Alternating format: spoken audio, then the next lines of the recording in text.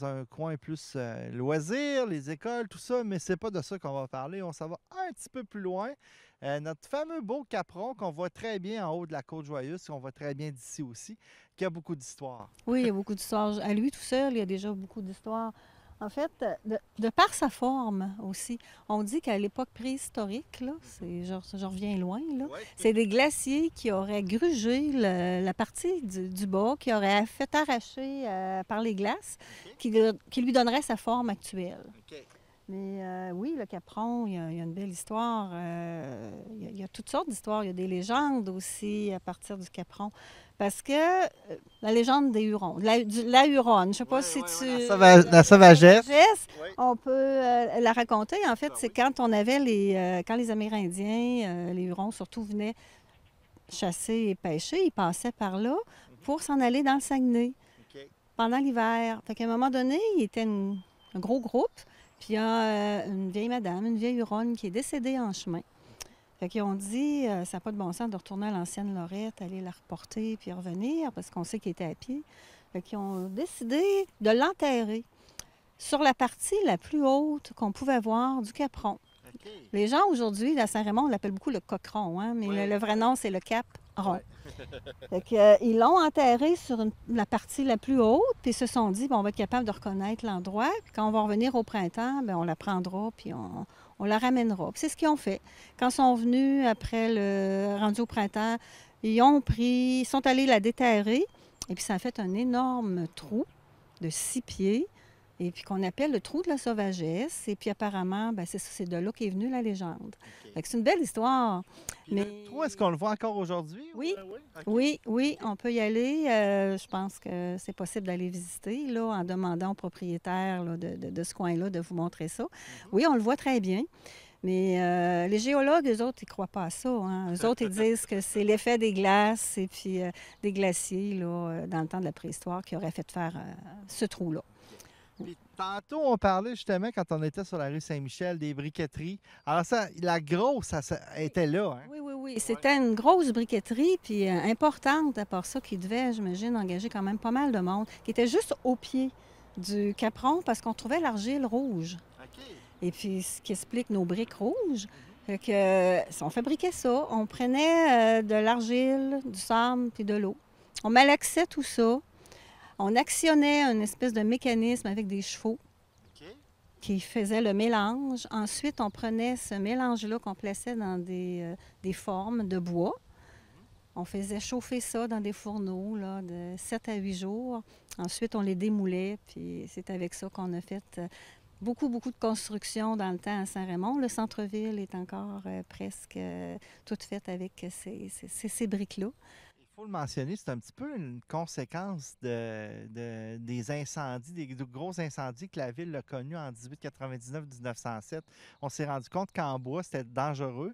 Donc là, il fallait vraiment y aller avec la brique. C'est sûr que c'était plus sécuritaire, puis c'est tellement beau, hein? Ben oui. Puis on peut l'admirer encore aujourd'hui. C'est peut-être grâce à ça que notre centre-ville est encore vivant et puis qu'on le voit encore parce que, justement, au lieu d'avoir du bois, on avait ces belles briques-là faites ici à Saint-Raymond.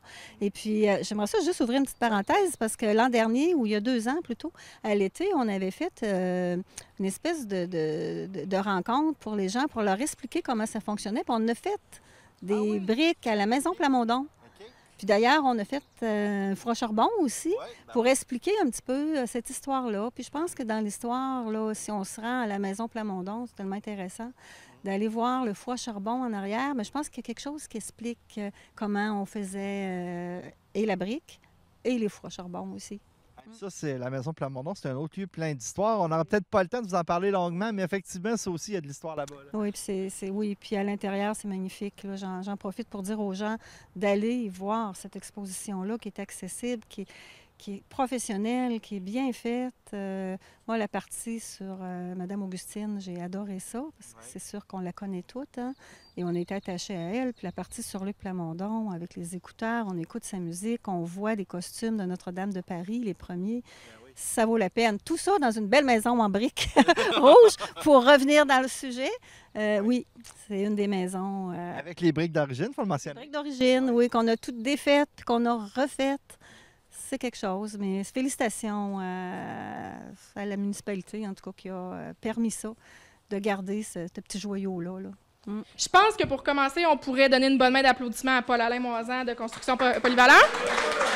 Hein? Parce que... Un petit mot, Paul-Alain? Alors, non, mais c'est toi le chef d'orchestre, par exemple. Mais qu'est-ce qu'on va faire maintenant là-dedans?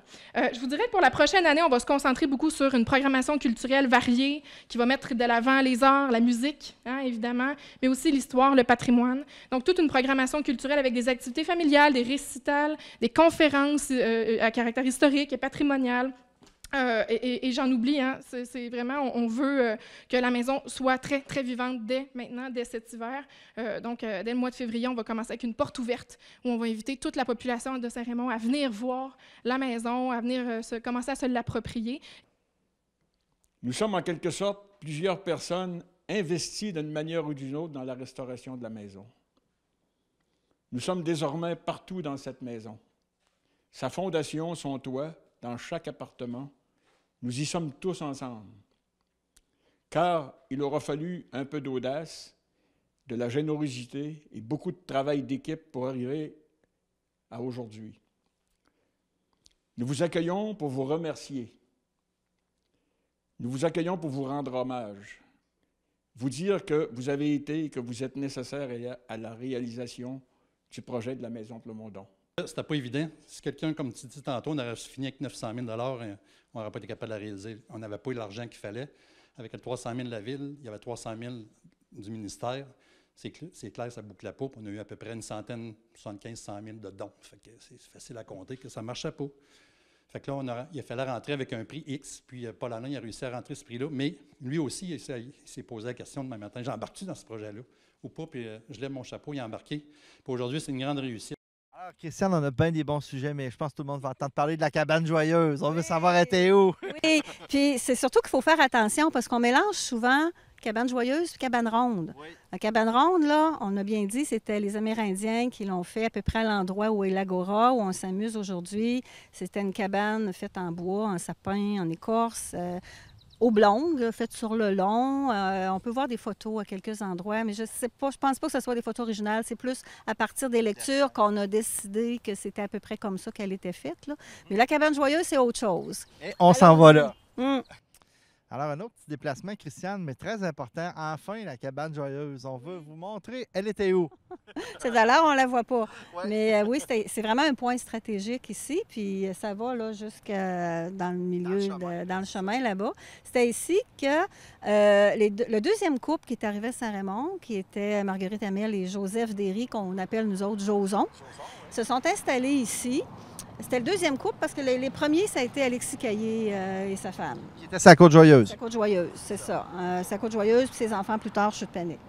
Fait que, ici, tout se passait ici parce que c'était une belle grosse maison. On faisait les réceptions ici. C'est ici que le curé Robson venait dire la messe une fois de temps en temps. Tout le monde servait de réception pour des mariages. Ça servait aussi d'hôtel de ville puis de cour municipale. On avait ça ici, dans la cabane joyeuse. C'est de quelle année environ? La cabane joyeuse, attends un petit peu ce que j'ai les dates, parce que là, je ne veux pas qu'on me trompe. Bien, c'est à peu près 1844. Après 1844-1850, quand les premiers sont arrivés. Oui. Puis l'hôtel de ville, elle, est arrivée en 1903. OK. Fait que, bon, laps de temps. La première hôtel de ville. Fait que ça a été peut-être quarantaine d'années, 50 ans, où est-ce que ça a servi ici. Et puis en 1903, ben là, on avait plus de besoins. Hein? La ville était... il y avait plus de monde, tout ça. Donc, ça serait le temps d'avoir un hôtel de ville. Ouais, avec un poste de pompier aussi, il ne faut pas l'oublier. Oui. Toute la brigade des pompiers était ici aussi. Fait que donc, ici, ça a été le premier hôtel de ville, l'endroit du premier hôtel de ville après la cabane joyeuse. Il aurait dû l'appeler l'hôtel de ville joyeuse, mais en tout cas. Fait que, ça a été ici pendant un bout de temps. Et on voit des photos des fois. Le tocsin au bout d'une grande tour. Une tour qui servait à sécher les boyaux de la brigade des incendies. Oui. Et puis le tocsin en haut, qui était notre Virginie, notre belle cloche qu'on s'est fait voler l'été passé. qui était là. C'est dommage parce que ça aurait été le fun de la transporter dans la nouvelle caserne qu'on va avoir. Ben oui. Mais oui, il s'est passé bien des choses ici. On peut parler que quand ils ont construit l'hôtel de ville, ils l'ont déjà agrandi en 1909 pour les besoins de la cause. Ouais. Puis après ça, bien, il y a eu la démolition pour faire le pont Chalifour. Il faut mentionner, Chalifour, c'est aussi un député. Là. Ici, on a eu le pont Chalifour. Ça aussi, c'est un monsieur Chalifour qui était député du temps, j'imagine. Oui. Donc, c'est quand même un autre point névralgique. Puis si vous voyez des photos, ben, c'est ça qui est intéressant. Vous voyez que la rue, elle arrêtait vraiment à la bâtisse. Là. Maintenant, ça continue. Là, mais... Avant qu'il y ait le pont. Puis je trouve, quand on le sait, qu'on passe ici, ben, on ne voit plus ça de la même façon. Non, on dit nos premiers habitants de Saint-Raymond sont arrivés ici, se sont installés ici. Fait que c'est très émotif, hein? Ouais. On a de la misère à s'imaginer les bacs. Hein? Oui, oui. Non, c'est ça. Puis ça fait rien que 175 ans, dans le fond. Ça fait pas si longtemps que ça, notre histoire, mais quand même. Fait que c'est vraiment un point stratégique. Pensez-y quand vous passerez. Ouais. Mm. Et là, on se dirige un petit peu plus loin, c'est ça? Oui, on va aller dans le coin du bloc à Piton. Parfait. C'est moins vieux, mais on va en peu parler d'histoire. un petit peu. Oui. Bonjour Sylvain, ça va bien? Ça va, oui. Alors, première des choses, ce qu'il faut mentionner en partant, c'est que la vie municipale, au début, on oublie ça, la ville, on oublie ça, tout ça, là, c'était carrément, on faisait ça chez nous, puis quand on avait un local, on y allait. C'est un peu ce qui arrivait, c'est qu'on avait, j'ai trouvé, passé un règlement qu'on exigeait que celui qui était nommé secrétaire fasse les assemblées du conseil dans sa maison. Ah oui? Oui. C'était même par règlement? Ben oui, c'est venu par règlement, oui, dans le temps quand M. Évariste Pagé est devenu secrétaire de la paroisse. Et puis, c'était un petit peu comme ça tout le temps. Ça a toujours été dans des maisons privées. D'ailleurs, il n'y avait pas de salle. Aller jusqu'à 1900, il n'y avait pas de salle pour recevoir, disons, 50 personnes. Là. OK. Et puis, Fait que dans le fond, est-ce que c'était un conseil avec un maire, 6 conseillers, ça c'était la même chose? oui, c'était un maire et 6 conseillers. OK. Oui. C'est juste que des fois, quand ça brassait un petit peu sur certains dossiers, ben là, les salles étaient assez petites. Oui, le plus souvent, il n'y avait presque pas de clientèle, mais ce qui arrivait, c'est que quand il y avait un projet dur, là, souvent aussi, quand des fois la ville, on commençait à vouloir se développer, c'est-à-dire le village dans le temps, à faire des trottoirs, tout ça, les gens disaient, on paye pour eux autres. Oui, c'est ça. Fait que c'est là qu'est venue la diffusion. Hein, ça a été le commencement. Ça a dû brasser un petit peu dans ce coin-là, hein? Oui, sûrement, mais en général, ça s'est assez bien accepté. C'est que les gens voyaient, tu sais, avec ces raisons-là, ce qu'ils disaient, puis là, on commençait à installer des lumières de rue, puis on paye pour les autres. Fait qu'ils ont dit, on va vous contenter, on va faire 2 municipalités. Décidément, Christian, tu nous amènes à des points névralgiques de Saint-Raymond, mais qui ont été très importants au niveau historique. Donc, ce qu'il y a en arrière, on en parlait justement avant d'aller en ondes. Le bloc à Piton, on a souvent parlé pour sa démolition qui date de 7-8 ans. Mais à l'époque, c'était un bloc hyper important de Saint-Raymond. Là. Oui, puis le 300 rue Saint-Jacques, c'est vraiment maintenant un bel édifice. Puis notre génération, on l'a connu déjà défraîchi, mais ça a été une très, très, très belle bâtisse. En fait, c'est M. Alexandre Paquette, père, qui avait décidé là, de faire construire, qui a construit cet édifice-là, avant, le bloc à Piton. Ça a attiré une manufacture de gants. C'était une compagnie juive, mais il ne faut pas oublier que ça engageait une centaine de femmes à faire des gants. Fait que c'était quand même très important dans l'économie de Saint-Raymond. Ouais, puis à l'époque, des jobs pour les femmes, c'était pas courant. Là. Il n'y en avait pas tant que ça, là. Non, c'est ça. Fait que là, je pense qu'il engageait juste des femmes. Et puis, ça se trouvait sur la partie en avant. Puis sur le côté, il y avait aussi un beau restaurant. Alexandria, c'est Le ça? Café Alexandra. Alexandra. C'est ça. J'imagine que c'est Alexandra pour Alexandre ou peut-être Alexandre Fils aussi qui était arrivé à ce moment-là, je ne sais pas. Mais oui, c'était... faut s'en souvenir. On se souvient de la vieille bâtisse, mais il faudrait se rappeler que ça a été avant tout là, un gagne-pain pour Saint-Raymond parce que plein de gens y travaillaient, puis une super de belle bâtisse. Plus tard, il y a eu plusieurs commerces aussi. Un coup qu'on n'a pas eu la manufacture de gants a été partie, il y a eu différents commerces qui se sont installés là, des commerces, des petits restaurants, des commerces de chaussures, de vêtements. Oui. Donc, c'était pas oublié. J'aimerais qu'on parle aussi, il y en a qui ça remonte quand même à dizaine d'années, mais il y a Futur Auto qui était là aussi dans le stade. Tu sais, on voit des stationnements, mais il y avait des bâtiments. De l'autre côté, il y avait deux bâtiments avec des logements, tout ça. Donc, il y avait beaucoup d'histoires ici aussi. Oui, énormément. Dans le coin, là, proche de la rivière, parce que j'imagine que c'était plus facile d'accès aussi pour transporter le bois et tout ça. Oui, ce coin-ci, c'est le fun de le revigorer puis de revenir, mais il ne faut jamais oublier nos racines et puis ce qui s'est passé avant. Fait que c'est le but de l'émission, je pense. Puis c'est comme ici, en face. Oui, c'est ça qu'on va parler. Encore, hein? Il passe encore, il y a encore de l'action à Saint-Raymond. Ici, en face, il y avait le garage Redman. Ça fait pas si longtemps, ça non plus. Les gens s'en rappellent probablement, avec la pompe à essence sur le bord de la... On parle des années 50, 40, 50? Oui, 60 même. J'étais là. Moi, 60-70, je dirais. Puis c'était un lieu de rassemblement, parce que Saint-Raymond, on a toujours été proches. Hein? On est une famille, on est tissé serré. Fait que c'était un lieu de rassemblement. On venait chercher de l'essence, mais on venait aussi faire réparer nos autos puis jaser. Puis à côté, de toutes sortes de choses. Puis quand ça a été démoli, bien, les gens étaient un petit peu déçus de perdre leur point de repère. Mais on a déménagé au bureau de poste. Hein? Ben le bureau de poste, tout le monde allait jaser là. C'est une chose qui est spéciale dans la plupart des centres-villes au Québec, qui a un poste à essence à un endroit. Nous autres, on n'en a pas, ils sont tous en périphérie. Alors, c'est pour ça qu'il y en avait un, mais il était vraiment juste ici, puis là, il n'est plus là. Oui, un point stratégique, comme il y en avait un tout de suite à côté de Chitiwi, là, en traversant le pont à différents endroits. Moi, mon souvenir que j'ai de ce coin-là, c'est l'épicerie. Il y avait une épicerie aussi dans le bâtiment plus loin. Et chez M. Piché. Ah oui, ça fait pas si longtemps, il me semble. En tout cas, moi, je m'en rappelle très bien. On allait chercher notre viande là. Si vous voyez le bâtiment gris un petit peu plus loin, la boucherie Gingras. Chez M. Gingras. Oui, ça aussi, c'était un endroit qui était bien fréquenté. Un petit peu plus loin, Clément Bernard. Oui. Puis on continue plus loin, bien là, on arrive au manoir. Oui, avec tout ce qu'il y avait comme histoire. Ça bougeait beaucoup dans ce coin-ci, là. Ça bouge encore.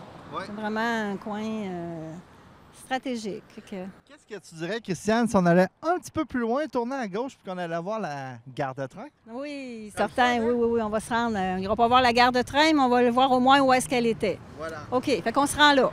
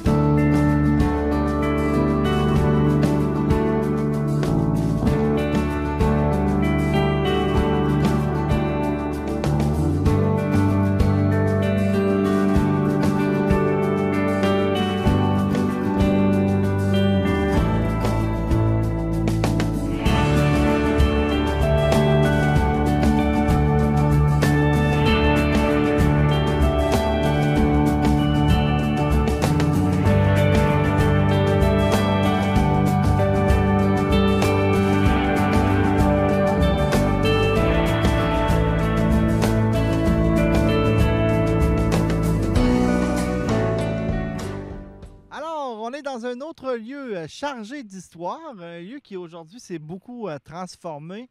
À l'arrière de nous, c'est maintenant une usine de bois, Céridion.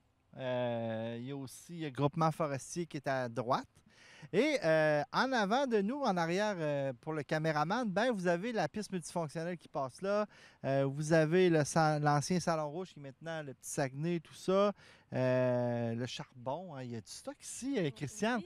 Oui, on va commencer par la gare, je pense. Hein? Oui. Mais avant de vous parler de la gare puis de l'avènement du train, on va vous parler dans les débuts. Là, revenons à 1870. Okay. Il y avait des projets là, à Québec de faire une ligne de chemin de fer Québec-Lac-Saint-Jean. Okay. Le premier projet, les plans avaient été faits, entre autres, j'ouvre une autre parenthèse, notre Joseph Bureau avait contribué à faire, à travailler ces plans-là. Bon, revenons. C'est ça. Puis le tracé partait de Québec pour aller au Lac-Saint-Jean, mais en passant par les cantons de Gosford. Ah oui. C'est ça. Okay. C'était pas ici au départ que c'était prévu. Puis c'était un chemin de fer à lisses de bois.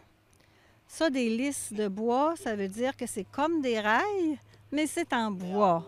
On imagine un petit peu, là, je t'entends rire, là, qu'est-ce qui peut se passer? C'est un monsieur Hulbert qui avait inventé ça. Il avait emprunté ça à la Suède et à la Norvège. C'est pourtant des endroits où est-ce qu'il y a de la neige puis du froid aussi. Fait qu'on a commencé à faire la construction de ça. Puis on s'est rendu quand même un bon petit bout. Et puis ça s'appelait même la Gosford Railway, Gosford Wooden Railway, en tout cas. Et puis, c'est ça, à un moment donné, on s'est rendu compte que ça ne fonctionnait pas. Hein. Avec l'eau, la glace, des rails de bois, imaginons. Il y avait quand même eu le projet avait amené des gros montants. Il y avait 3 locomotives à vapeur, quand même, qui étaient installées pour aller là, qu'on appelait la Québec 2, la Jacques-Cartier, puis la Gosford 2. C'est vraiment ce qui a précédé au chemin de fer qu'on connaît aujourd'hui. Puis apparemment que si on se rend à quelque part, un endroit spécial à Gosford, qu'on peut voir des vestiges de ça. Donc, le train passait sur des rails de bois, imaginez-vous. Ça, c'est en 1870.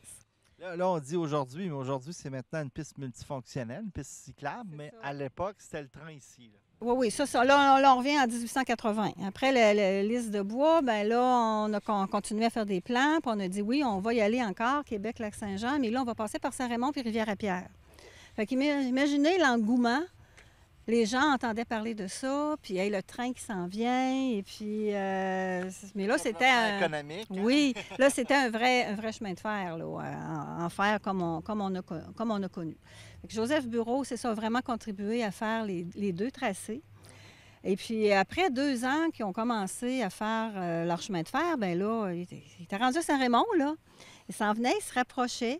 Ça a amené beaucoup, beaucoup d'effervescence ici à Saint-Raymond. Il y a plein de gens qui se sont mis à travailler là. Il y avait beaucoup d'étrangers aussi, des Italiens, des Polonais surtout. Et puis, il y avait des gens qui désertaient la terre pour venir travailler ici à des salaires beaucoup plus décents, beaucoup plus compétitifs. Fait que ça a amené aussi un problème nouveau, parce que c'est bien beau, ça, l'économie. Mais le curé, lui, il trouvait que ça ne faisait pas son affaire. Il trouvait que les gens, il y avait beaucoup de gens sans mœurs qui venaient influencer ses paroissiens. Oh, pas la même religion. C'était pas pareil. Okay. C'était pas un bon exemple pour la population. Okay. Les gens commençaient à prendre un petit peu plus de boissons, à sortir un peu plus tard. Il y avait des parties de danse. Donc, monsieur le curé Blais, lui, pour lui, c'était toutes sortes de vices. Et puis, sa population, qui avait été si bien gardée jusqu'à présent, commençait à déserter la terre pour travailler là. Il en a fait une dépression. Ah, ouais. Oui, le curé Blais, il est parti, il s'est retiré chez les religieuses et puis il a fait vraiment une dépression. Fait que ça, c'est une petite histoire un peu comique au travers tout ça, mais tout ça pour dire que ça amenait énormément à Saint-Raymond. Il y a eu beaucoup de grands événements, on avait beaucoup de visites. On a eu longtemps un train qu'on appelait le local, puis ça, moi, je me souviens, j'étais tout petite, ça passait en arrière de chez mes grands-parents. Puis, le train passait là. 2 fois par jour, on avait le train Québec-Saint-Raymond. On pouvait voyager à Québec. Il faut se rappeler que quand le chemin de fer a été construit, il y avait juste des chevaux. Il n'y avait pas de voiture encore à ce moment-là. Fait que c'était les chevaux ou le train. Fait que quand on a eu, le premier ministre Honoré Mercier qui était venu pour le pont Tessier, il avait emprunté le train pour venir. Il y a eu, à un moment donné, on voit dans l'histoire des photos, des groupements de racketteurs, des groupes, toutes sortes d'associations qui venaient à Saint-Raymond. Ça amenait énormément de monde, puis ça amenait de l'eau au moulin. Hein. Fait que c'est certain que ça a amené beaucoup d'avoir un chemin de fer ici.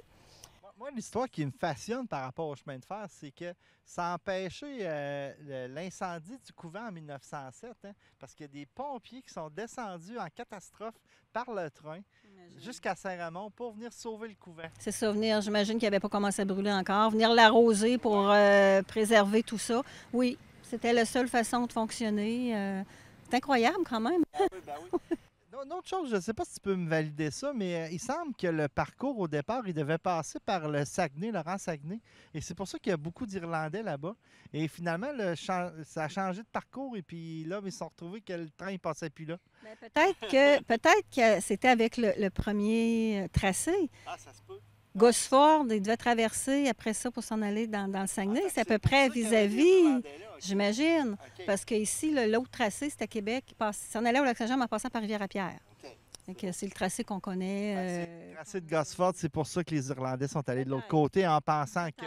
Oui, peut-être, là, j'imagine, parce que c'est sûr qu'en traversant Gosford, on arrive pas mal dans le Saguenay. On traverse là. Possible. Et là, j'imagine que tu voulais me parler de ce qu'il y avait en arrière de nous. Il y avait une magnifique gare. Ouais. La gare était là. D'ailleurs, on l'a vu sur une photo tantôt là, sur les panneaux. Oui, à peu près là. Il y avait, je pense, 3 rails. C'est-à-dire qu'on pouvait avoir 3 trains. Mais il y avait aussi des rails pour faire les changements, là, pour reculer et avancer. Là. Mais on avait des trains réguliers qui passaient, des trains qui arrivaient du Lac-Saint-Jean peut-être 2 ou 3 fois par semaine. Mais le local, lui, c'était Saint-Raymond, puis longtemps, parce que quand j'ai fait mes études au cégep, ça m'est arrivé de partir en train puis revenir en train. Ah oui? Oui, oui. Fait que ça, on parle des années 75, 70. Parce que moi, quand j'étais plus jeune, le train était devenu vraiment un train de marchandises. Et puis, je pense que les derniers trains, c'est dans les années 90-92. Ouais, je me souviens du dernier train qui a passé. Ils ont tout défait, les rails, à ce moment-là. C'est une partie d'histoire qui est triste un peu, tu sais. Ouais. C'est le fun aujourd'hui, là, la piste cyclable, on regrette pas ça, mais en même temps, de ne pas avoir de train, tu sais, c'est une page de notre histoire qui est importante aussi. Puis là, ici, on est à... Dans le fond, on est sur Saint... Je me souviens plus de la rue, là, c'est... Oui, j'ai un blanc de mémoire, là. Ouais. Mais en tout cas, ici, c'est Alexis. Bon, je cherchais le nom. Alexis Caillé, pourtant, je devrais m'en souvenir. Ce qui est important de mentionner, c'est que vous avez 2 beaux panneaux historiques, puis il y en a plusieurs autres aussi aux abords de la piste multifonctionnelle. C'est un projet qui a été fait il y a 2 ou 3 ans et puis qui est intéressant. Ça vous permet d'avoir une page d'histoire à chaque arrêt. Oui, puis on voit vraiment une photo de l'ancienne gare aussi. Fait que je trouve c'est fun. Quand vous venez ici, là, de profiter de ces panneaux-là pour en savoir un petit peu plus là, sur notre histoire, ça prend 5 minutes. C'est intéressant, puis on repart, puis on a appris quelque chose. Donc, oui, c'est vraiment une bonne idée, tous ces beaux panneaux-là partout.